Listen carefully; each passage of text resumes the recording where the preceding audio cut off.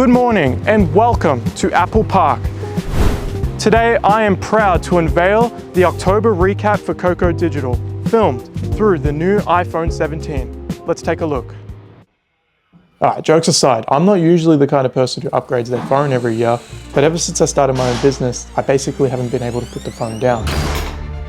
Whether I'm at home planning, editing content, doing admin work, or I'm at a content shoot, which, speaking of which, I actually have to go to, so.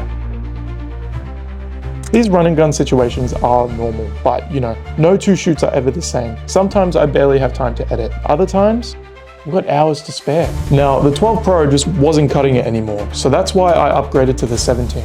Let's start with editing. Some people might even say that the Pro model is better value than the base 17, but that's just not the case. This year, the base model actually is packed with a ton of Pro features like the 120Hz display, the 48 megapixel camera at the back, as well as at the front with the new square sensor. It's just loaded with those new features.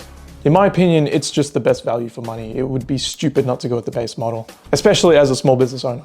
But if I'm remote or somewhere far, then I definitely would need a power bank because the added use on top of typical use, like maps and music, it does drain the battery. Now with the 12 Pro, the battery just was not cutting it anymore. Even just maps, if I'm going to a location an hour away from me, so 2 hours travel, maybe if I listen to music too, it probably drops between 40 to 50% by the time I get there. So if I'm doing that as well as filming, some behind the scenes, editing, talking to clients, as well as maps and music on the way back, it's not gonna last. That's why the 17, I needed an upgrade. So throughout October, the main use for the phone has actually been BTS footage shot using this phone. Whether I'm shooting a client shoot with just myself and the client or a freelancer and a client, it's perfect for it, really.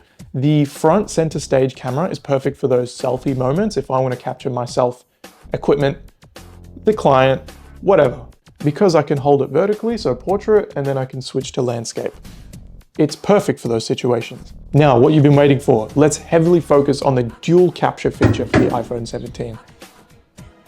And we're not gonna do that. I realized when I was shooting the behind the scenes during that moment for that shoot, it just looked wrong going down. Anyway, instead I can do this. Like, hey guys, look at my face. I'm right here. Also, here's the phone. Here's what I wanna show you. Isn't that sweet? In summary, the 17 has been one of the best purchases I've made for my business. In the bigger battery, both cameras, the front sensor, it's been a massive upgrade and definitely worth it. Seriously, pick this up. If you're debating whether or not you're gonna get the new 17 Pro, or even the iPhone Air, get the 17. It's the cheapest option. It has a bunch of the Pro features. It is the best value for your money. So I definitely recommend it.